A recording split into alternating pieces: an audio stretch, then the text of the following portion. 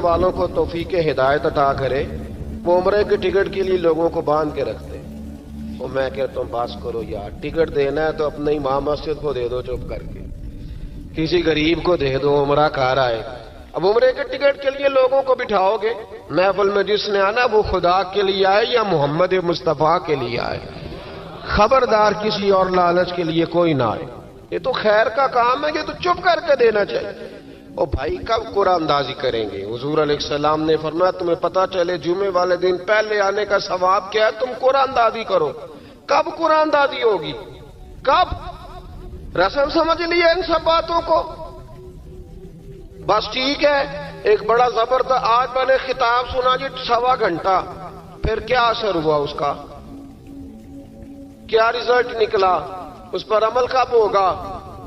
وہ جو میں باتیں سناتا ہوں لوگوں کو 20 اور سینکڑوں، تو میں نے عمل کب سٹارٹ کرنا ہے؟ جنہوں نے نبی پاک سے سنا تھا انہوں نے عمل کیا تھا، انہوں نے سنا تھا انہوں نے۔ ادھر دیکھو، حضرت عمر کا وہ دور تھا کہ آپ کی ایک لونڈی کلمہ پڑھ گئی تو ابھی آپ مسلمان نہیں ہوئے تھے، تو وہ لونڈی کہتی ہے کہ مجھے الٹا لٹکا کے جناب عمر مارتے تھے، اور اتنا مارتے تھے کہ تھک جاتے تھے تو پانی منگواتے تھے، اور جناب عمر وہ شخص تھے کسی کی جرت نہیں تھی کہ بات کرے، لیکن بس پھر بدل گئے عمر، پھر اللہ کا خوف آ گیا، پھر جو شخص کبھی نہیں رویا تھا وہ بات بات پہ رونے لگا، جو کسی کے آگے نہیں جھکا تھا وہ چھوٹے چھوٹے لوگوں سے معافیاں مانگنے لگا۔ بدل گئے نا، اللہ کا خوف آ گیا نا۔ اب وہ اکڑی ہوئی گردن نہیں رہی، اب مسجد میں بھی آ کے یہ نکاح کے پیچھے ہٹو، تمہیں پتہ نہیں میں چودھری ہوں، یہ میری جگہ ہے۔ اب وہ بات بدل گئی، اب وہ رویہ نہ رہا۔ حضرت عمر فاروق رضی اللہ تعالیٰ عنہ، اور اس وقت وہ ایک قبیلے کے سربراہ تھے، نہ صرف ایک قبیلے کے، اور جب فاروق اعظم بدل گئے تو 24 لاکھ مربع میل کے حکمران، 24 لاکھ مربع میل کا واحد حکمران۔ اور جب کیسر و کسریٰ جیسے بادشاہ عمر کو بلائیں تو عمر کہیں جاؤ دوڑ جاؤ، میرے پاس ٹائم نہیں۔ اور ایک دن رات کو چہرے پہ نقاب ڈال کے نا تو مسجد کی گلیاں گھوم رہے تھے عمر فاروق، مدینے کی گلیاں گھوم رہے تھے، 1-2 گلیاں رہ گئیں تو فجر کا وقت ہو گیا، تو حضرت عمر اپنے غلام سے کہنے لگے نماز پڑھ لیتے ہیں اور باقی 2 گلیاں بعد میں گھوم لیں گے۔ حضرت عمر نے امامت کرائی تو نقاب اسی طرح چہرے پہ۔ ایک گلی سے گزر رہے تھے تو ایک بوڑھی اماں بیٹھی ہے خیمے میں، بوڑھی کچھ چہرے سے پریشان لگتی، تو حضرت عمر غلام سے کہنے لگے اسے پوچھو کیوں پریشان ہے؟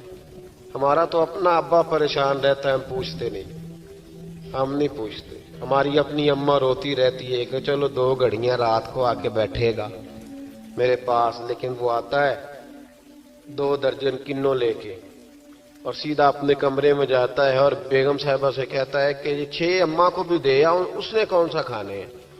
تو وہ پلیٹ میں لے کے آتی کھانے ہیں، تو وہ پلیٹ میں لے کے آتی ہے۔ پھر ماں کا دل ٹوٹتا ہے کہ یہ کمائی تو میری تھی، یہ تو بوٹا میں نے پالا تھا، لیکن یہ کس بیوپاری کے ہاتھ چڑھ گیا؟ ہم تو اپنے ماں باپ کو ٹائم نہیں دیتے، لیکن جب لوگ اللہ سے ڈرتے تھے رویہ کیا تھا؟ حضرت عمر فاروق رضی اللہ تعالیٰ عنہ خادم سے کہنے لگے بوڑھی سے پوچھو، تو پوچھا اماں السلام علیکم۔ وعلیکم السلام۔ اماں کیا بات ہے؟ تو اماں کہنے لگی جاؤ دوڑو، تمہیں کیوں بتاؤں، دیہات کی سیدھی سادی بی بی، جاؤ بھاگ جاؤ۔ کہا نہیں اماں مہربانی کرو، اندر تو آنے دو۔ بڑی منت کے بعد اماں مانی۔ عمر فاروق عام آدمی نہیں جس سے دنیا کامتی ہے۔ حضرت عمر اندر گئے، اماں کیوں پریشان ہو؟ تو اماں کہنے لگی تمہیں کیوں بتاؤں، میرا اپنا دکھ ہے، چل اماں بتا دے تیری مہربانی۔ تو اماں کہنے لگی میں ایک بیوہ ہوں، بے اولاد ہوں، کوئی میرا سہارا نہیں، مجھے عمر فاروق سے بڑی شکایت ہے، میرے اوپر 25 دینار کا قرضہ چڑھ گیا ہے اور 3 دن ہو گئے میں نے روٹی نہیں کھائی، اور عمر نے میری خبر نہیں لی۔ حضرت عمر کو پتہ چل گیا لوارث ہے، اس کا کوئی 2 4 10 ہزار ووٹ کوئی نہیں، ایک کو میکے سے 6 مربے نہیں لے کے آئی, ایک اکیلی تنے تنہا. اور بھائی جب اللہ کا خوف ہوتا ہے تو پھر انسان ان غریبوں کو بھی مناتا ہے. پھر ریڑھی والے کی بھی اہمیت بڑھ جاتی ہے, پھر رکشے والے کی قدر بھی بڑھ جاتی. حضرت عمر فاروق رضی اللہ تعالیٰ عنہ کہنے لگے اماں عمر سے شکوہ ہے؟ کہاں؟ جناب عمر کہتے ہیں میں نے ایک جملہ کہا تو اماں نے تو مجھے لاجواب کر دیا. میں نے کہا اماں عمر کو کیا پتا کہ تو بھوکی ہے اور مقروض ہے, اسے کیا خبر؟ تو اماں کہنے لگی کیا کہا تم نے؟ عمر کو خبر نہیں, اسے پتا نہیں؟ تو عمر سے کہو نا چھوڑ دے حکومت, اس کے حوالے کرے جو خبر رکھ سکتا ہے. کیوں بیٹھا ہے پھر؟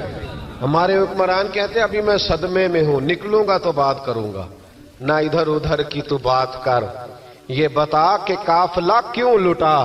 مجھے رہزنوں سے غرض نہیں, تیری رہبری کا سوال ہے. ہاں تجھے جواب دینا پڑے گا. حضرت سیدنا عمر فاروق رضی اللہ تعالیٰ عنہ سے اماں کہنے لگی نہیں خبر رکھ سکتا تو حکومت کیوں کرتا ہے, چھوڑتا کیوں نہیں؟ تو حضرت عمر کہتے ہیں میں کانپنے لگا, دوڑے گئے جناب عمر. میں نے کہا اس اماں کا 6000 ووٹ نہیں کہ اس کی قدر کی جائے. یہ اماں کوئی بہت آکسفورڈ یونیورسٹی کی ڈگری ہولڈر نہیں کہ اس کی بات مانے جائے. ایک لاوارث اور بیوہ بی بی. عمر دوڑے گئے, گھر سے اناج کا تھیلا کندھے پہ رکھا, 25 دینار بھی لیے, پکا پکایا کھانا بھی لیا. خادم کہنے لگا حضور مجھے دے دے میں اٹھا لیتا ہوں. تو حضرت عمر فرمانے لگے چل وعدہ کر قیامت کے دن بھی میرا بوجھ اٹھائے گا. کہنے لگا جی نہیں وہاں نہیں اٹھا سکتا. فرمایا پھر آج بھی نہ اٹھا, مجھے ہی اٹھانے دے, یہ میرا بوجھ ہے تو مجھے ہی. اماں کے سامنے 25 دینار بھی تھا لیکن اپنے وعدے پہ قائم رہا, یہ ذرا سائن کر دے. اماں نے سائن کیے. تو حضرت عمر فاروق فرمانے لگے علی آ گئے ہو تو بطور گواہ تم بھی دستخط کر دو. عبداللہ ابن مسعود تم بھی بطور گواہ جب سائن ہوئے تو جناب عمر نے رکا لپیٹا اور مولا علی شیر خدا سے فرمانے لگے علی یہ رکھ لو, مجھے لگتا ہے میں تم سے پہلے دنیا سے جاؤں گا, اور جب میں پردہ کر جاؤں نا تو یہ رکا میرے کفن میں رکھ دینا. اگر حضور علیہ السلام نے پوچھا نا میری امت کے ساتھ کیا سلوک کر کے آئے ہو, تو رکا نکال کے کہوں گا یا رسول اللہ ایک بوڑھی ناراض تھی میں اسے بھی راضی کر کے آیا. حضور یہ میں راضی. بھائی جب تک ہم